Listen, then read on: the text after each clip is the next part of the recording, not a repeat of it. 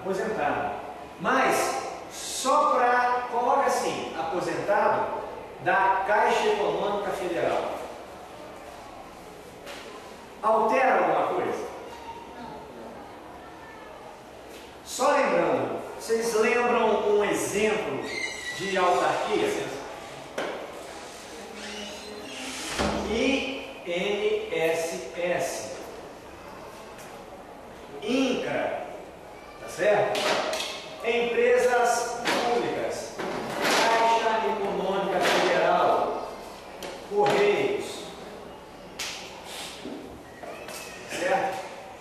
Então, estando como autor ou réu uma união, autarquias federais, e empresas públicas federais, competência da Justiça Federal.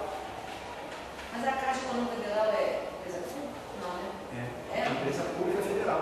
Então, todas as ações em que figura como autora ou como ré, Justiça Federal. Aquelas ações de pública e Caixa Econômica, da poupança, né, são propostas na Justiça Federal. Contra o Banco do Brasil, Justiça Comum. Bradesco. Ah, é, Banco do Brasil. O Brasil foi economia vista. Então, competente, é Justiça Comum. Caixa Econômica.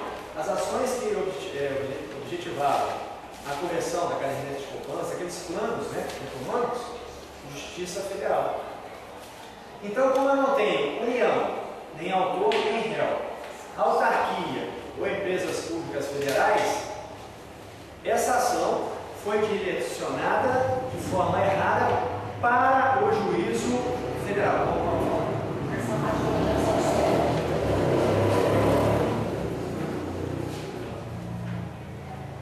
Então, olha só, o juiz federal, ele tem competência para tratar dessa matéria aqui, ação de despejo, envolvendo particulares. Então, se o juiz federal não tem competência em relação a essa matéria, qual isso aqui? É mérito ou um aspecto processual? Juiz incompetente. Eu estou analisando se pagou ou não pagou? Não. Então, isso aqui é questão processual, isso aqui é preliminar. O juiz incompetente, qual preliminar que é?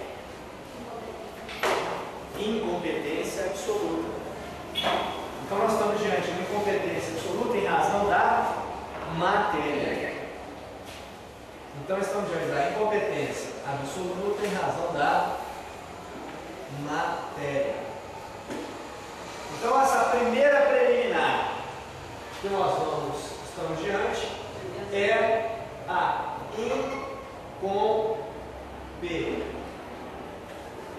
incompetência absoluta. A gente só está repassando aquela que nós fizemos, né? Nós vamos fazer, só para relembrar. Incompetência absoluta é uma preliminar. As preliminares estão no 301.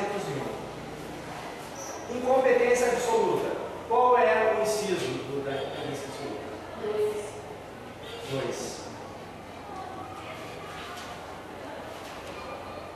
Para eu trabalhar em cima das preliminares, eu tenho sempre que lembrar das condições da ação, que é legitimidade das partes, interesse e possibilidade jurídica do pedido. Temos os pressupostos processuais, que eu já informei para vocês no 301. Vamos só relembrar? Então, no 301, eu já pedi para vocês marcarem inexistência ou nulidade de citação. Então, para que o processo se desenvolva validamente, eu tenho que ter a citação válida. Se eu tiver inexistência de citação ou nulidade de citação, falta esse pressuposto. Qual é o outro na sequência 301? incompetência absoluta. Então, qual é o pressuposto processual correspondente? Juiz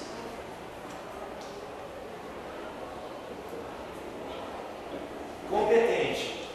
E mais, ele não pode ser nem impedido e nem suspeito.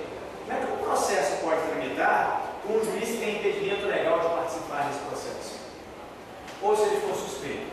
Então, um outro pressuposto processual, além da citação válida, é juiz competente. Em razão da matéria, ele poder atuar ali. Tá? Não pode ser nem impedido nem suspeito. O outro qualquer? Então, na preliminar estão as irregularidades. Inépcia da inicial. Qual é o pressuposto processual? Petição inicial apta.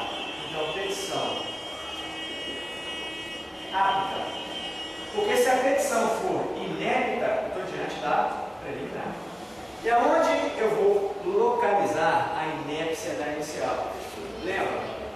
CPC 295, parágrafo 2.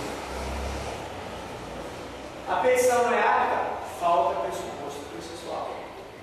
Qual é o próximo preliminar?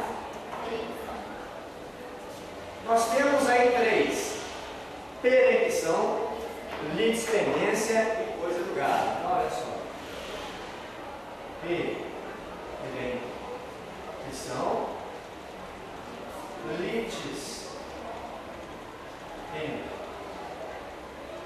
litispendência e coisa julgada.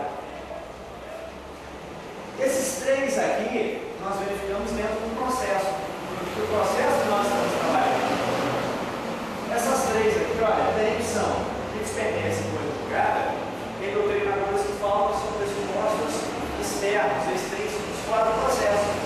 Porque a perempção foi 3 vezes que o autor deu causa a extinção do processo, fora do processo.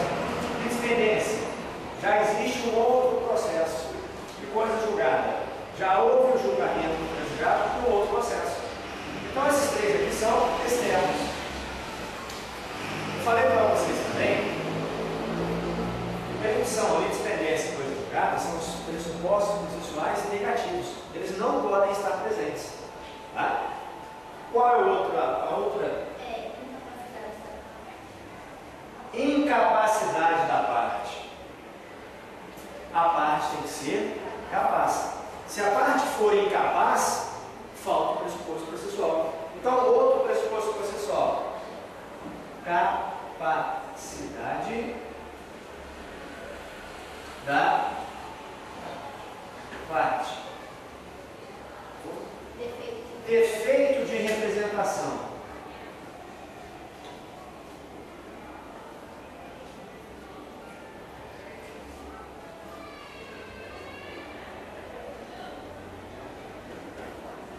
Onde você vai ver isso? Na procuração.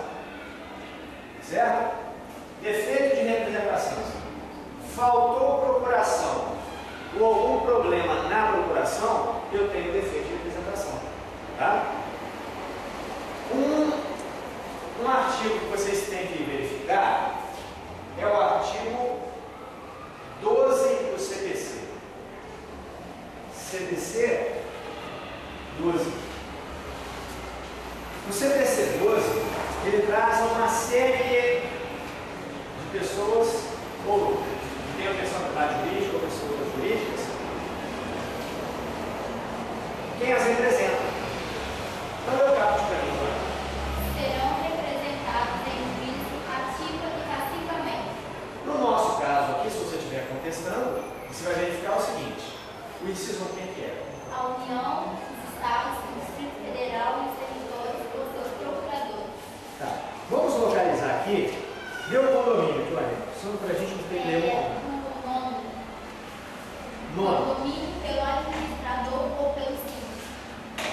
Se porventura, na procuração, o condomínio não estiver representado pelo síndico ou pela administradora, nós estamos diante de um defeito de representação. Por exemplo, o síndico está viajando, o subsíndico não está lá, um morador mais antigo vai e outorga a procuração para o advogado defender o condomínio. Ele pode, ele tem poderes para isso? Não, ele não pode representar o condomínio. Então, uma procuração outorgada por quem não tem poderes, estamos diante de defesa de representação. Mas a